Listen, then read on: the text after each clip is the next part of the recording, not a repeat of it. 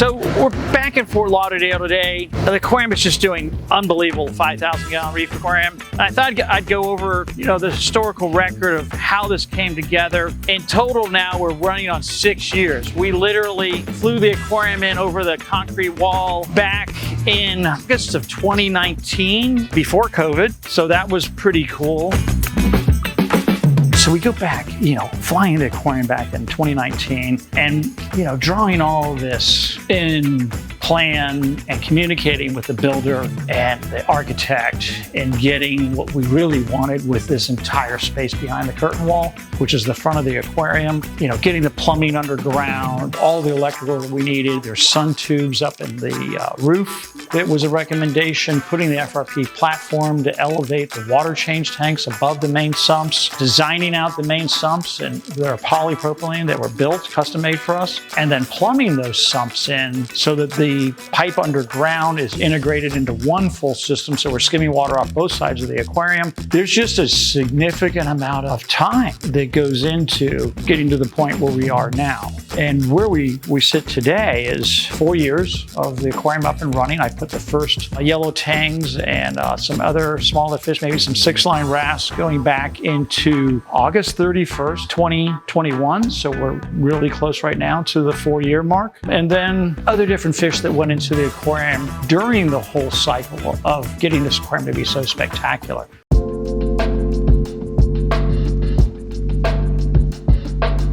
So that first year of laying out the aquarium, obviously in the very beginning, it was all the white aqua roche interior that we put together up the crank lifts and put it in. It was stark. It's just how it is in the very first beginning part.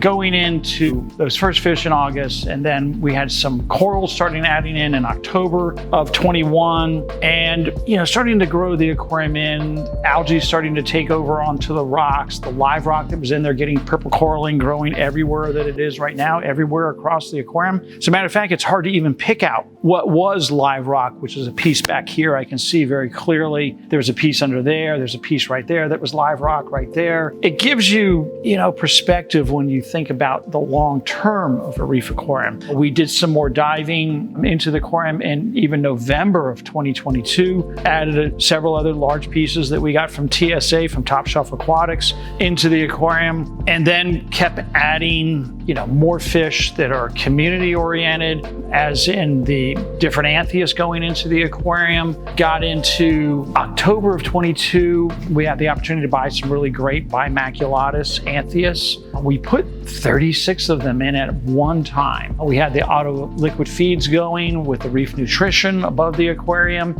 and Josh and I acclimated the bimaculatus as a team. When they first came in, you can see them up here right now doing super well. Those are the females mostly there. That team of fish is still in here. I don't know how many there are now, but just a quick look, I can at least see 24, maybe more. All over the aquarium, they're spawning every single day. And then we moved on and added even more corals.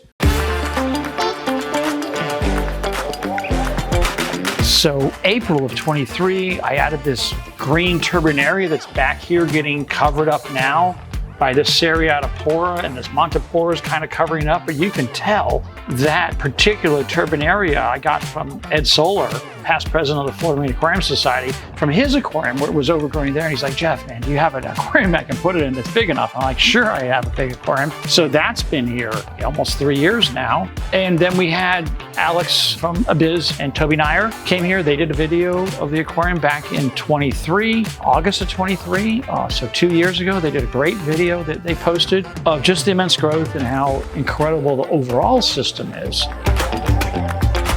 Then I went around the world with Jolene, dive excursion everywhere. We ended up in Australia for 21 days, up to Cairns Marine, dove out on the Coral Sea, literally 100 miles off the coast of Australia, and saw so many beautiful fish. I brought back the Lineatus wrasse here from there that was shipped in from Cairns Marine here to Florida. These great pink square anthias, those are both Australian. Just beautiful. There's females in here too. Those are the super males, but just look how healthy and incredible those fish are. And it's just stunning to see, with the right food and the right care and continuous service. I mean, Ryan's been on this, Gio's been on it, the whole team's been on this aquarium for the full 4-year duration at this point.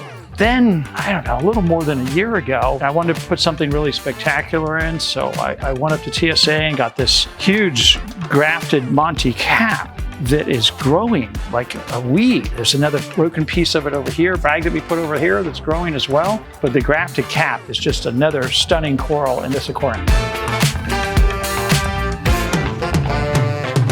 And then after that grafted Monty cap came in, I don't know, a couple months later, we had Blaine Shively from Top Shelf Aquatics come in. He did a video on the aquarium and really was super impressed with just how well the aquarium was doing at that time and growing in. And then getting in towards the end of 24, I think it was December, we noticed that some of the 795, which is the sealant that holds the window in, was getting eaten up by the urchins that were in, which are the rock urchin that was in there, actually was eating into the silicone. So we organized getting some fiberglass plates to put around the seam and got a couple cases of 795 and literally went into the aquarium, filled the seam back in, covered it up with a patch so that whole seam around the entire window is secure. So one of the interesting things you find out with a big aquarium is you've got to always be ahead of the curve, looking at situations that you have to deal with and addressing them in an immediate fashion. There's no time to waste or look at or ponder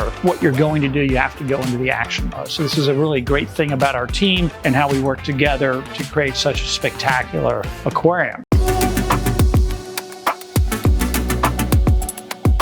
Look at the fish life in here, the gem tangs and all sorts of different angels. There's a harlequin tusk. That was also another one that came back from Australia. Just the simple clownfish from ORA or Pro Aquatics that are in here. Just a great smattering of these beautiful storm clowns. They don't care about anybody else in the aquarium. They just own their little territory and keep moving on. The original yellow tangs are still in here. Those were wild from Hawaii before Hawaii was closed down. I probably got those in 2019 is my guess, maybe 2020, some of the leftovers from the original stuff, wild from Hawaii. The Tomanensis tangs, the sailfins, the big flamingi tangs, the original blue tangs, Atlantic blue tangs that are in the aquarium that I put in there as yellow tangs. Look at that big blue tang there. That's an Atlantic blue tang. Really spectacular. They're kind of an aggressive fish. I wouldn't put them in that big to begin with, but when they went in small, they really adapted well to the overall biota of the aquarium. So now we're in a position where things are starting to overgrow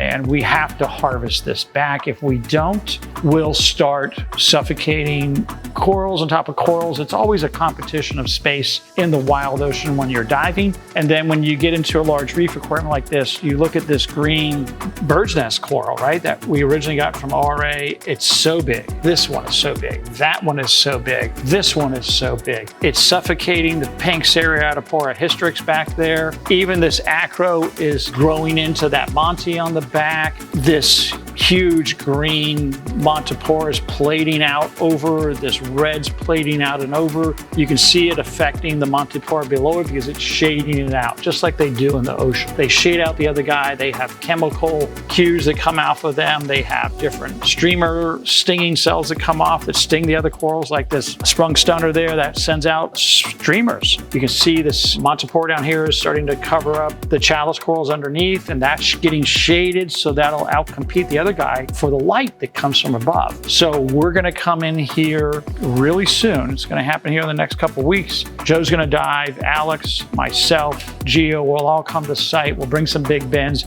and we're gonna literally prune back these corals, give us some more space, get Eddie's turbinaria back out into the light, and really do a significant prune back. It'll take a couple months for things to grow back in again, but it's just one of those things that happens with the bigger the aquarium, the bigger the situation of pruning it back. So you have to go into the aquarium and dive it. So it's gonna be a really great dive, but we're super happy with the success of the aquarium. It takes a lot of team effort. We have a client that's been fantastic throughout throughout the whole process is super excited to allow us to prune it back so we can maybe plant a few more new corals. I think we don't have a green slimer acro. I think I'll put a green slimer up here. Maybe another different type of acro that we have we'll put in. So it's a great situation to have with such a healthy aquarium. And we're looking forward to showing you that video coming up real soon of us harvesting the corals back, basically pruning the corals back and allowing the aquarium to grow again for another few years.